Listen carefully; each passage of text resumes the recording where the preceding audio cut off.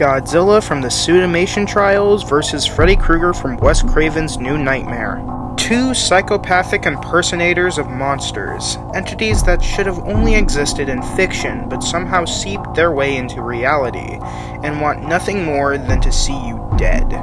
These two nightmarish entities are almost inevitabilities, but who is truly the superior creatures of their stories? Let's find out.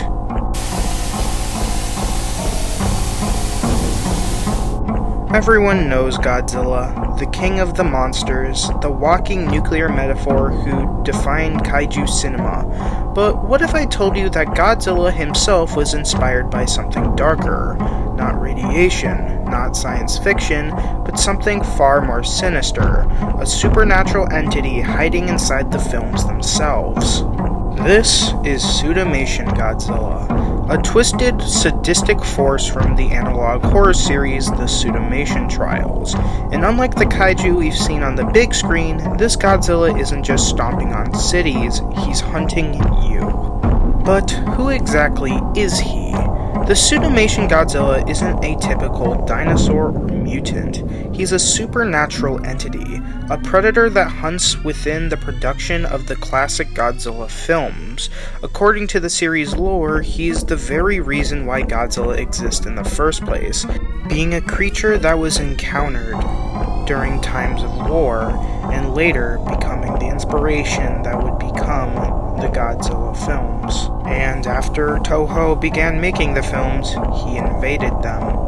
He would possess actors, crew members, anyone who could be involved, was a puppet for his sadistic game. On set, he forced people into acts of violence and tragedy.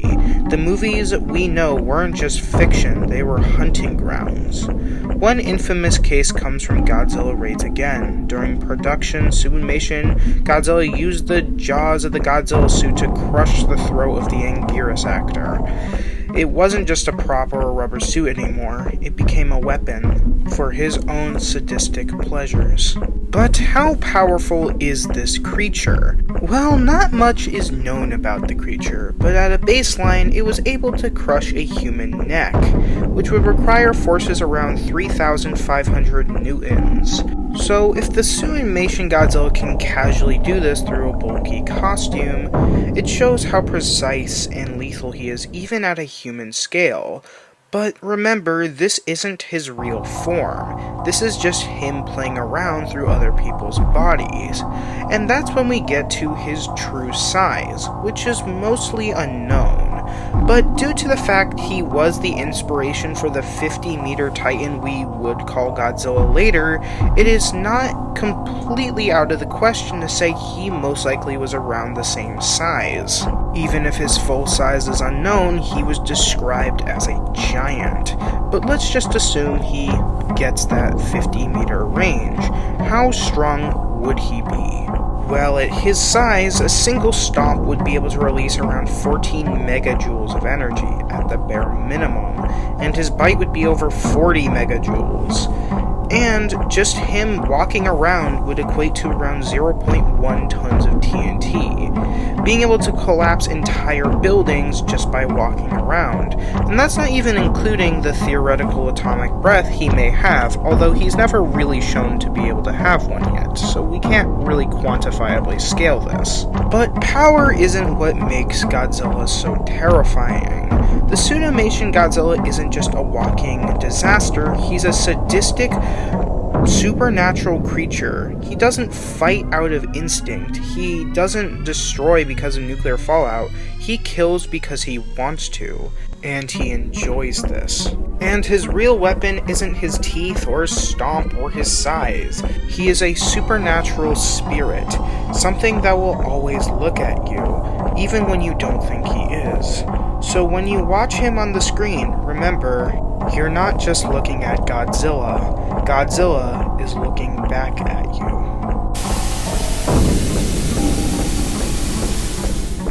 Most people know Freddy Krueger as a scarred man in a striped sweater, stalking and killing teenagers in their sleep.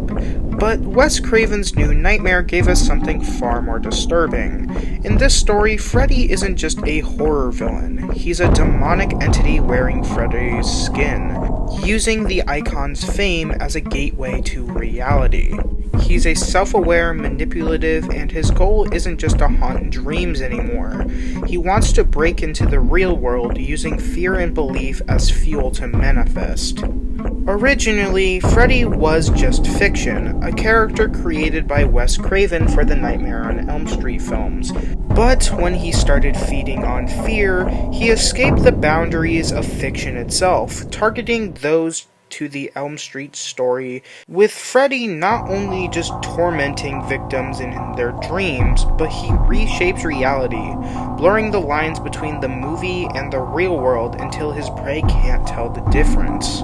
Even at his most basic, Freddy's physical strength is nothing to scoff at. He can snap a person's neck with little more than a touch, a feat that would also require around 3,500 newtons, and he's lifted children and adults effortlessly, dragging bodies up walls, make him lethally efficient on the human scale. But the true threat lies in the dream and reality warping powers. In his domain, he can distort environments on building level scales, warping a suburban house, with him having to exert around 2.5 megajoules of energy in order to accomplish something like this at the bare minimum. Even his smaller manipulations, like turning phones into living mouths, reshaping walls into traps, or stretching his limbs across the room, carrying enough energy to output around tens to hundreds of kilojoules. His range isn't limited to those claws or close combat either. He can attack the environment itself, twisting space to corner and kill his prey. What elevates Freddy beyond numbers is his intelligence and sadism.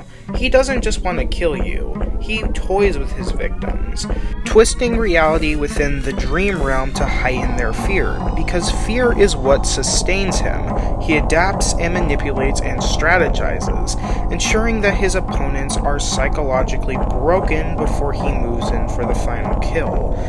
The more fear he inspires, the stronger and more real he becomes, with the only weakness he has being belief in oneself. But in the end, New Nightmare Freddy Krueger is more than a dream stalker. He's a predator of fiction itself. He's a demon that thrives in your imagination, growing stronger the more his story is told. Freddy doesn't just haunt your dreams anymore. He's coming for your reality. Now that we have a closer look at both of these entities, let's see which fear-creating supernatural entities truly is the superior one. Let's start with their physical strength. At their absolute base, both of these characters actually have pretty comparable feats, each showing themselves being able to kill people with often brutal efficiency, and both have demonstrated feats of round crushing or snapping necks. However, Freddy at base seems like he did this way more casually, and because of this, at least at a baseline, Freddy most likely holds the edge in raw physicality, even if the gap isn't that big. Speed, on the other hand, is a little bit different. Neither of them are particularly that great in this category based on how little we actually see of them, with them most likely generally operating on human-like levels based on how Freddy clearly chases people throughout the film, and also Godzilla being able to be implied to chase people throughout his films, and it does seem like he catches up with them way more often, so Godzilla might have a slight edge here, but neither of them are exactly spectacular in this case. However, in the dream realm, Freddy probably would have the advantage overall because of his reality warping powers being able to allow him to appear pretty casually almost anywhere he wants. So, overall, Freddy probably takes the advantage slightly here at his best. When it comes to intelligence, things get a little bit trickier, with Godzilla clearly being able to understand the human psychology and manipulate deaths in ways that look like accidents or cinematic efforts, which lets him hide in plain sight. But Freddy is both smarter, but also not at the same time. It's a little confusing. His entire arsenal revolves around psychological torment, and he thrives off of fear, but when he can't get that fear off of another person, he's actually more of a sitting duck most of the time. It really kind of depends on the scenario, but I think Godzilla being a little bit more consistent with his intelligence gives him a very minor advantage. But all of this leads into their biggest trump cards, their theoretical powers. Freddy's most terrifying potential lies in his dream realm dominance. He can warp reality in a sense and twist environments into weapons, grow to monstrous sizes, and kind of turn imagination itself against his enemies. In contrast, Suitmation's trials Godzilla theoretically scaling to this massive size of 50 meters means his physicality by itself would be way beyond anything Freddy has ever demonstrated throughout the films. Even if both of them are lowballed estimates of both, Godzilla would be 675 times over Freddy at bare minimum, regardless on how we scale these. But this might not actually matter when it comes to the final thing here. Does Freddy's reality warping and psychological edge could overthrow Godzilla's raw supernatural nature? If Freddy can make Godzilla fear him, then he should pretty easily be able to overcome any stat weaknesses. But that's also where the cracks start to show for Freddy, because overall, his abilities only work at their best when their opponents feel fear. Fear is what fuels him and makes him unstoppable. But this Godzilla isn't really a traditional living creature. It doesn't really experience fear the same way. He is a sadistic entity himself, one that is just as evil as Freddy is, meaning Freddy is never going to grow in power against him. But this is also another flaw with Freddy, because not only will he fail to grow stronger against Godzilla, but his greatest weakness comes into play. Freddy was defeated before, not by brute force, but by belief, people refusing to fear him. With this entity having no reason to fear him at all, and almost nothing to exploit on its side, nothing that we could provably suggest, at the very least, another creature that absolutely has a love of killing and people fearing it, weaponizing this against Freddy. This basically means Freddy's ultimate power source ultimately collapses in a fight like this. And even if we gave Freddy the benefit of the doubt, even if you stripped this Godzilla down to its most downplayed version, treating him like a human-sized monster, Freddy still lacks a way to truly kill him. Freddy can be hurt by mundane weapons, be impaled, beaten, even in the dream realm where his power is at its peak. By contrast, Godzilla exists both physically and spiritually, making him harder to actually permanently destroy.